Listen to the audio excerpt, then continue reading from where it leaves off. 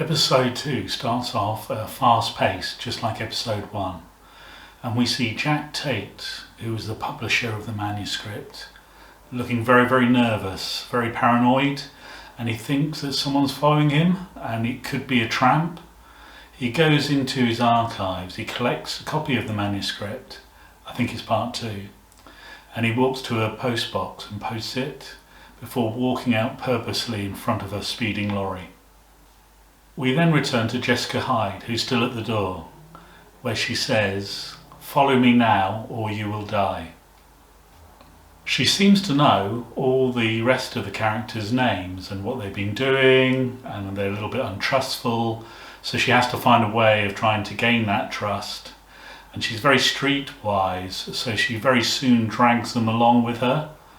They sneak out the back of Becky's house, they go through someone else's house, they steal a car, they rob from a shop to get money and clothes, and then they burn that car. They then break into a house. Jessica knows it's going to be empty because what she does is she hacks airline companies' websites and finds out when people are away. Whilst the rest of the characters are with Jessica, they find out who's actually behind all of this.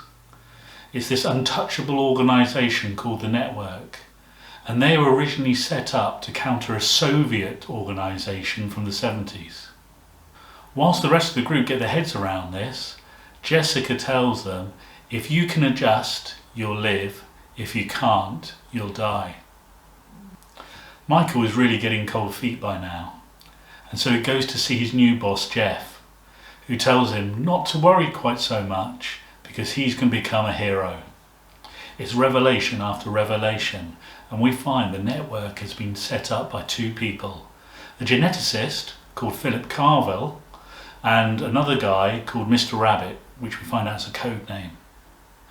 Carville wanted out of the organisation, but he was blackmailed to carry on. Eventually his mind snapped and he went mad, and he ended up in a psychiatric hospital. There they changed his name to Mark Dane. If you remember, Mark Dane was the guy who wrote the Utopia manuscript, and he had a daughter, which of course we find out is Jessica Hyde. Jessica decides she wants to go and find where the manuscript is, and she decides to take Ian. Now Becky and Ian have started to bond together in the first episode, so Becky gets a little bit jealous about this. They go to the publisher's house, Jack Tate, the guy who threw himself in front of the lorry right at the beginning. His wife answers the door to them, and they pretend to be the police. She says she might have some drawings that interest them, but Jessica thinks that she is working for the CIA, and they tie her up and they then try and question her. Eventually, what they get out of it is that the tramp was following the publisher. As always, the henchman turns up, and after questioning the CIA lady, he kills her. Wilson is really worried about his dad, so she goes online and she finds out that he's been killed in a bungled burglary.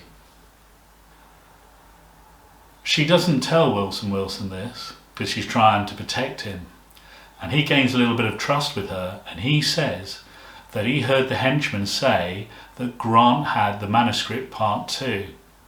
So they decide to try and contact Grant through a coded message. In the meantime, Grant has befriended a young girl called Alice, and he actually leaves the manuscript with her for safekeeping. News breaks on the radio and says that there's been some flu epidemic in the Shetland Islands. Michael hears this and of course starts to panic. However, because he's bought the Russian flu vaccine, he becomes a hero. On a visit to Sir Conran and the Russian gentleman to get a sample of the Russian flu vaccine, they turn up the news on the television. The journalist has been killed in a car park, and their chief suspect is a pregnant woman, which of course is the one that Michael made pregnant. Jessica and Ian go to find the tramp. Now he used to work for the network before getting out, and now he seems to monitor their activities. When they talk to him, they find out that Jessica's father was working on something new called the Janus Project. They don't exactly know what it was, but we know it's bad because he thought it was the end of the world and killed himself. The tramp tells Jessica to get a copy of the manuscript to a woman at the MI5 called Milner. Apparently she's a good woman and she will help them. However, because he gave this name up so easily, behind Ian's back she actually kills the tramp. Ian works this out, and of course he's absolutely appalled just as they return home to see Becky and Wilson. Unfortunately, the family that owned the property that they're staying in returned from holiday, and so Becky didn't know what to do and ended up tying them up in the garage. Jessica tells them that they've done the right thing and they've got to leave immediately. The episode ends with the garage door lifting and we see the family still tied up. Unfortunately for them, it's the henchman that's arrived and he gasses them to death. So this series continues to be really fast moving.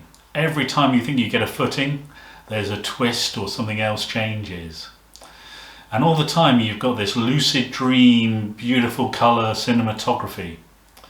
And now we've got Jessica dragging the group deeper and deeper into the conspiracy, and all along behind them they've got this henchman that's there slowly getting closer and tying up all the loose ends.